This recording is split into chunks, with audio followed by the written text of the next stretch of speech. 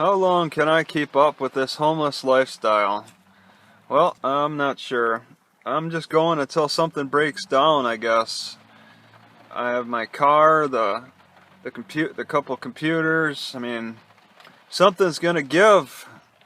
There's always a factor of depreciation in accounting, and I'm aware of that. I'm aware that something's got to break, something's got to give.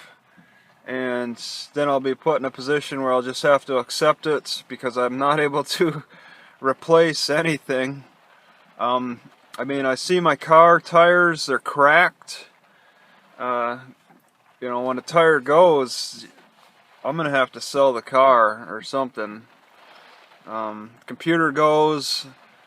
I mean, I gotta think about keeping the emergency fund money. I really don't want to dip into the emergency fund money unless if it's a real emergency. All right, that's all I got. That's my savings account, so it's just enough to, I don't know, pay for a bus fare or something to get over to the next town or something. But yeah, I think about it like old age. How does a person be homeless in their as a really older person? And I could probably, physically keep in good health for a long time, but I do get a lot of scares. It's hard to say. Besides, death is kind of a peace from the hell of having to run from cops and be concerned about getting your bicycle stolen and all that. It's there's always a peace in the afterlife anyway. So I just come to terms with that. The struggle is just a game. It's playing hide and seek all the time.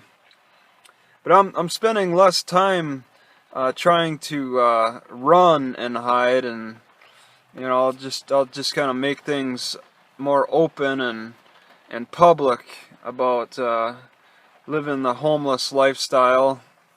It's more peace on my heart, instead of trying to hide and deceive and all that. It's a little more relaxing on the heart just to be open and honest about everything. Because there's stress with lying. You got to remember your lies and all that. Of course, I do some lying, but it's a lot less. I'm just gonna be more open and stuff. Yeah, it's usually it seems to be younger people who are homeless, but there are older people. Older people seem to rely on the homeless shelters. They're more concerned with being able to sleep at a homeless shelter, whereas the young people sleep in a bush. They'll sleep anywhere.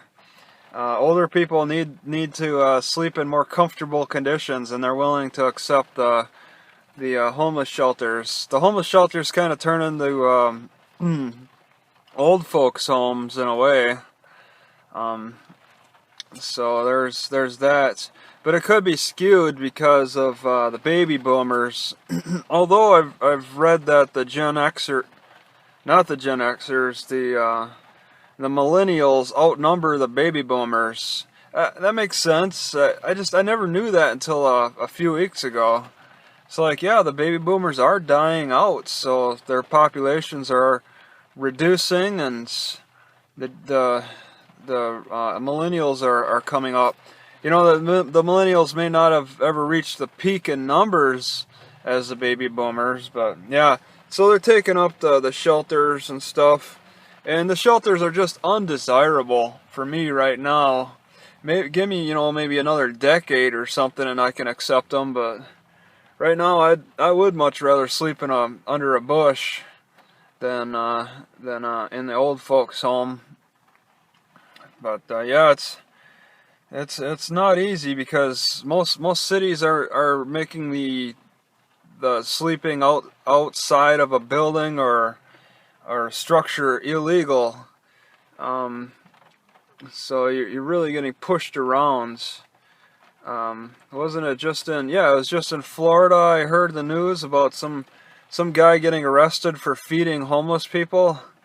That's just going to continue on with those rules and laws. So it's, you know, it's not.